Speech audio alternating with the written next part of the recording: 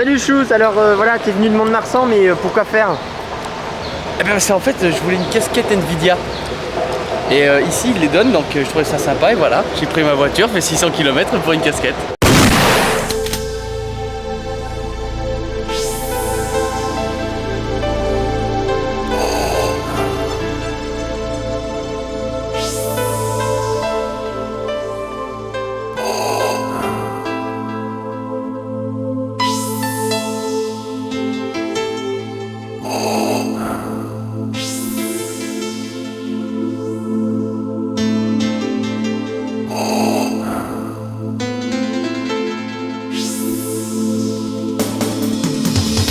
Bonjour à tous, bienvenue dans la grande halle du Parc de la Villette à Paris où se tenait du 5 au 7 juillet 2002 la LAN Arena 7. L'événement a été organisé par la Ligue Arena et entièrement suivi par FMR TV. Il vient de San Diego en Californie. Je viens du sud-ouest, sur les Métropoles. Vous l'aurez compris, dans les 10 000 m² d'espace au cœur de la Villette, la LAN Arena 7 accueille 1500 joueurs venus du monde entier. États-Unis, Allemagne, Suisse, France, Russie, Suède et bien d'autres, 20 nationalités différentes sont représentées. Ça se prépare bien? Ça se prépare bien là? Ouais, ça va, ouais. On a eu pas mal de boulot à droite à gauche. Ouais, depuis minuit, c'est ça que vous avez la salle? Ouais, enfin même avant, enfin officiellement depuis minuit, ouais. D'accord. Et autrement, ouais, on bosse sur plein d'autres trucs depuis 2-3 jours. Enfin, du moins moi, les autres, ça fait à peu près un an qu'ils y bossent. Afin de préparer au mieux cet événement, Ligue Arena a fait appel à une centaine de bénévoles venus de la France entière. La plupart des bénévoles présents font partie d'associations organisatrices de LAN, Nexen, OpenLAN, LAN Game, Futurolan, Réseau France, FMR, TFC France et DOD France pour ne pas les citer.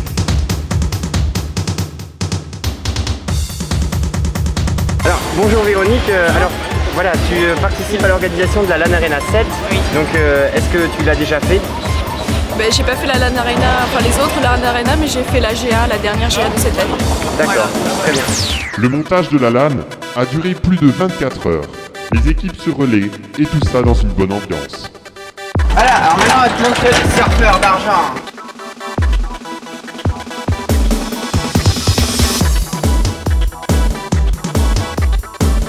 La LAN Arena n'accueille pas seulement 1500 joueurs, elle prépare également une salle de spectacle où seront joués et retransmis les plus beaux matchs de la compétition. Voici la salle Charlie Parker, avec ses 1200 places assises et ses 4 écrans géants. Aurélien, responsable de la partie technique du réseau, nous explique comment connecter ensemble 1500 PC. Alors, on a deux core switch qui sont les gros morceaux, ils sont juste à ma droite. Là, on a 96 ports en 10-100 mégas. D'accord. Où chacun des ports va représenter une table et ce sera configuré sur un système de VLAN. Oui. Ce qui permettra une configuration des HCP table par table, enfin segment par segment. Et au final, ça va faire 1500 quoi.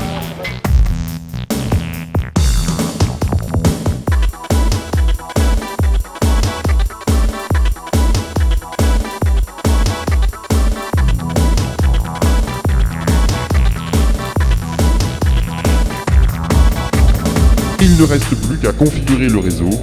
C'est là qu'interviennent Pearl et Erland. Oh, yeah, my name is Per.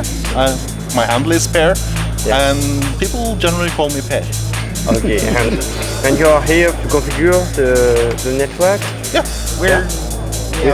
with your colleague? Oh no, he's my Padawan. Okay. Okay, no. Okay, no, he's my colleague.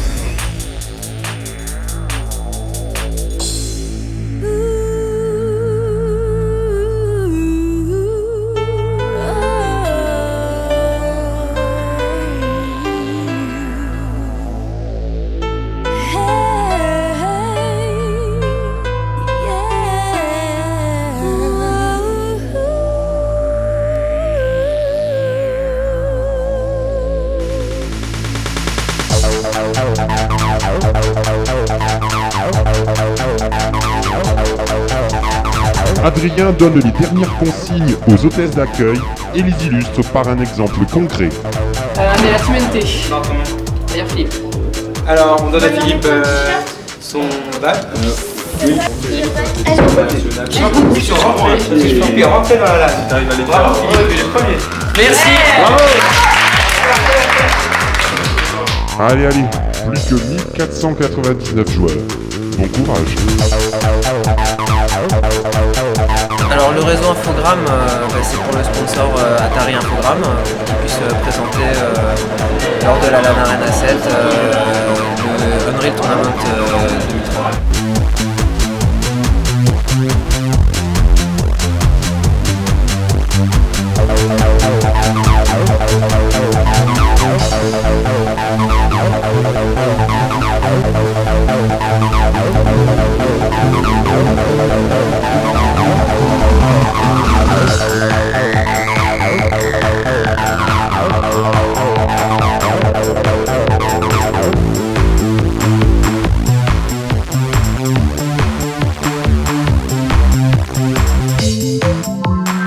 Voici notre futur champion à DOD. Nous ne sommes pas encore connus, mais comme nous allons gagner la LAN Arena, nous allons le devenir. Quelle est ton équipe? CP, cheaté, ça craint, putain. Et pendant ce temps-là, d'autres ne se font aucune illusion. Est-ce que tu penses que vous avez des chances de remporter au moins les poules? Non. Moi je suis hyper sincère, je ne pense pas. Si vous demandez aux Blue White Girls pourquoi elles sont là, elles vous répondent. On est là pour le fun. Et Nvidia, ils sont là pourquoi? Pourquoi nous sommes présents? Tout simplement parce que beaucoup d'études, notamment celles menées par Valve et Sierra pour Half-Life et Counter-Strike, montrent que les gamers utilisent majoritairement nos produits à environ 71%, pour donner un petit peu de précision. Donc ces gens-là nous aiment, nous apportent du support, et bien on veut être là pour leur montrer que nous on les aime aussi, qu'on leur apporte du support et que s'ils ont besoin de quoi que ce soit, de parler de technologie, ou même nous donner des conseils sur les produits, on est là et on peut leur répondre. La LAN Arena 7 se caractérise également par un grand nombre de visiteurs qui ne sont pas forcément connaisseurs. Pourquoi es-tu venu à la LAN Arena 7? Par curiosité. J'avais lu dans le journal de 20 minutes qu'il y avait quelque chose en ce moment et je trouve ça fabuleux qu'il y ait autant de machines réunies en même temps dans un même lieu et en même temps je comprends rien du tout. J'avais vraiment rien du tout.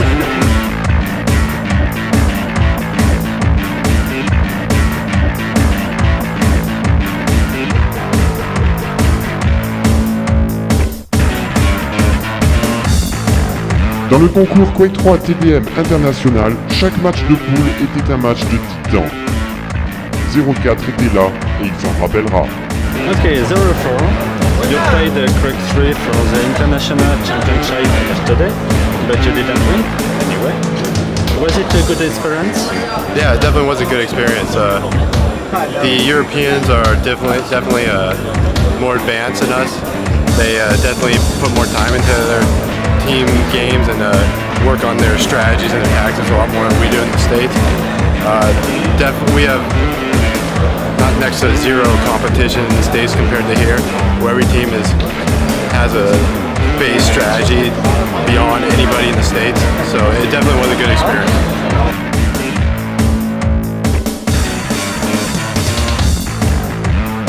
Voilà. Ça passe à la télé alors.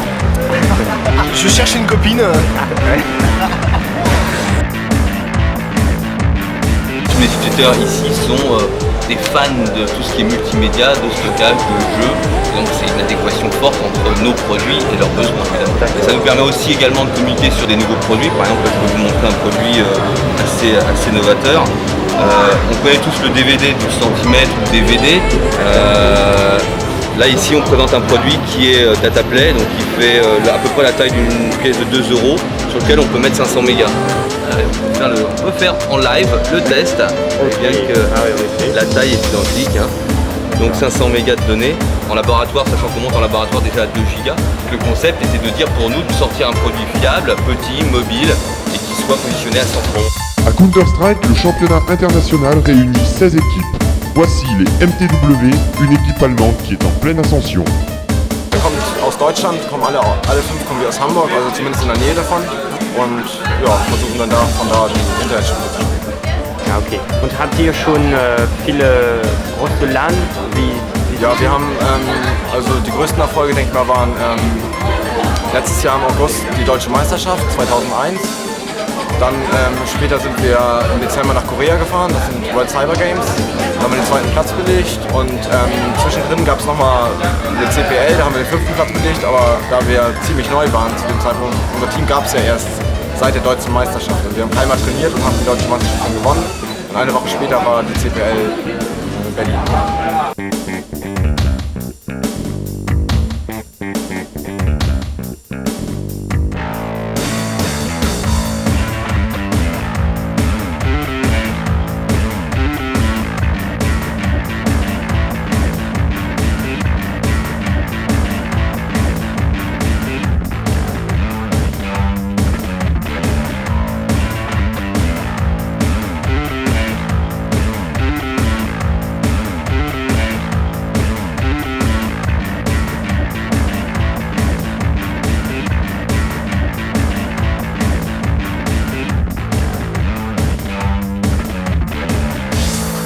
L'équipe Jackie PC a fait le déplacement pour la LAN Arena 7. Elle est venue avec 5 de leurs plus belles réalisations afin de faire découvrir ou mieux comprendre ce qu'est le tuning PC. Voilà, donc là on est avec l'équipe Jackie PC, c'est donc un site internet jackiepc.com qui a été ouvert au mois de septembre 2000, donc il y a quelques temps déjà. Il traite donc de tuning PC, ce qu'on peut voir devant vous. Le tuning PC a été inventé aux États-Unis il y a à peu près en 99, ensuite importé rapidement en Europe, en Australie, etc. Le tuning PC, c'est tout d'abord le changement de l'esthétique de l'extérieur du PC, c'est-à-dire peinture, on rajoute une vitre, on rajoute un néon, de la lumière, des ventilateurs. Pour débuter, il faut savoir un peu d'informatique, un peu d'électronique et puis surtout de la débrouille, c'est-à-dire savoir servir d'outils, quoi, d'être un peu bricoleur.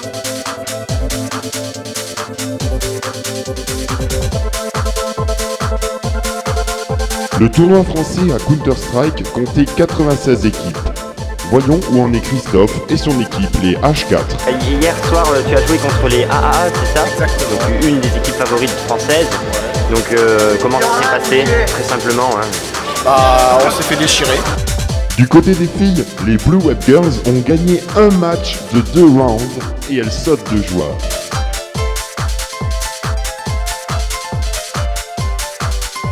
En revanche, l'équipe allemande, les Bad Girls, ont tout perdu, mais dans la bonne humeur.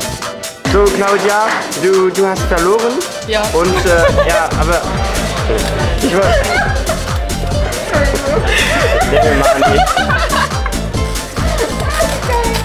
Claudia, du hast verloren. So, eine andere Frage, ja? Hast du gut gespielt? Ja, ich ja, die anderen nicht. Weißt du, wieso du verloren hast? Ja, Kommunikation war halt nicht da. Ja, waren halt, die anderen haben halt geschrien, nur wir nicht. Und à Quake 3 Team Deathmatch International, 16 équipes s'affrontaient au départ. La première équipe qualifiée pour la finale des finales s'appelle les QPO. For the final, against which teams would you like to play? I don't know. It doesn't matter though. But it would be fun to play the Germans because we just want to rape them and shit.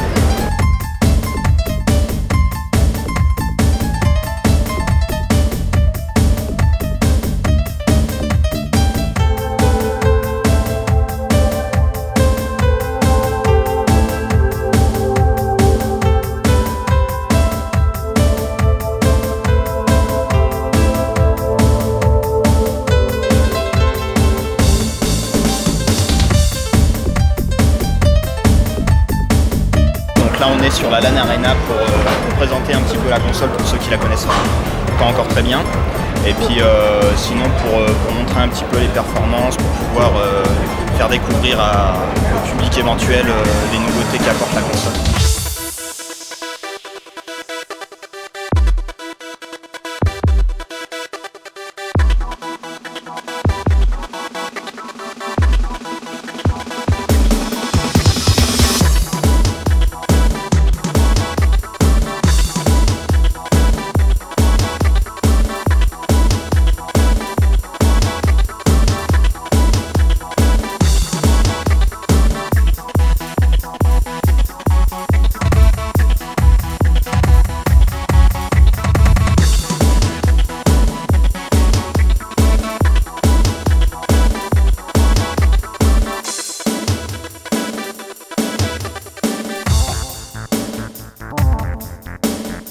prenons l'avis d'un autre visiteur afin de connaître la raison de sa présence.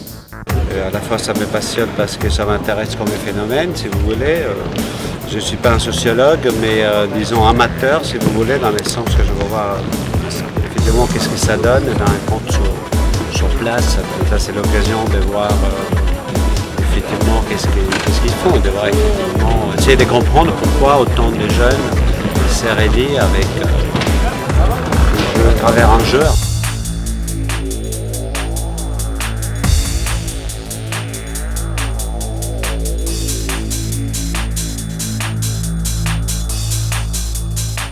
Voyons où en est notre futur champion ADOD. Salut Igor, donc tu m'as dit que t'allais devenir célèbre. Ouais. Pourquoi tu deviens célèbre maintenant? Bah en fait on va remettre ça l'année prochaine parce qu'en fait disons que nos collègues allemands là-bas ils nous ont un petit peu battus en quart de finale. Bon ça ne devait pas se passer comme ça normalement.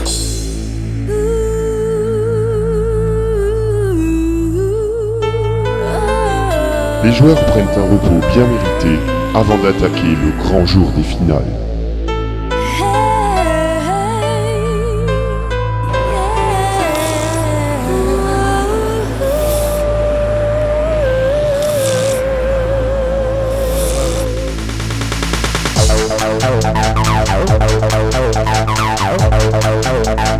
À Code 3 TDM, la finale opposera les QPO aux ESU, deux équipes suédoises.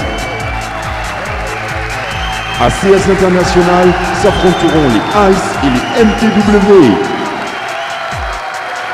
Pour la Coupe de France à Counter-Strike se rencontreront les GG et les UG. Et la finale des filles opposera les L-Team au TRCE.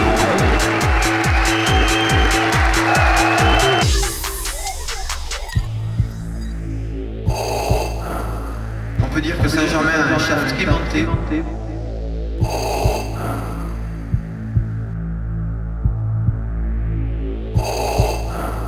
Un demi-pixel, mais a quand même réussi à passer son bleu d'oreille.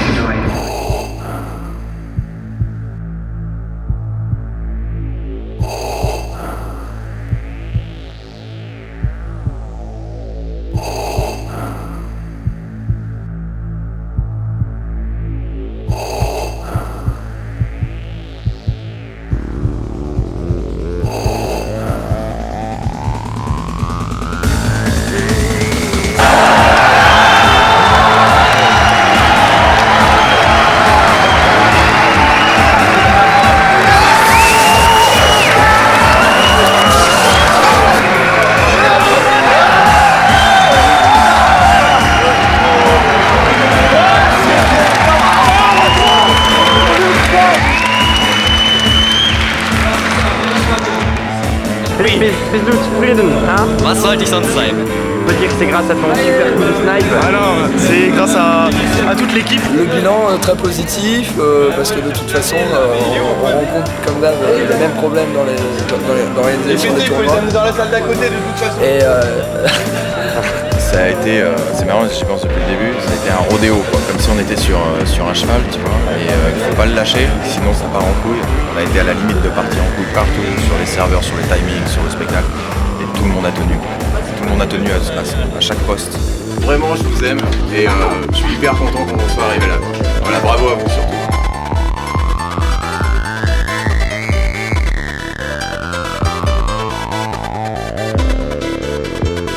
Very good. C'est de ma gueule. Oui. Non, c'est parce qu'en fait, la FMR, on est partenaire avec Ligarena et LAN Arena pour qu'ils nous prêtent des Switch. Et donc en contrepartie, je viens avec toute l'équipe FMR arbitrer. D'accord, mais ils vous prêtent des Switch, pourquoi? Pour quel événement? Ah, tu es pas au courant? Ah non? Ah, c'est une toute petite LAN à Mont-de-Marsan du 8 au 18 août. C'est la Marathon LAN. Je peux pas le dire. Vous étiez sur FMR TV.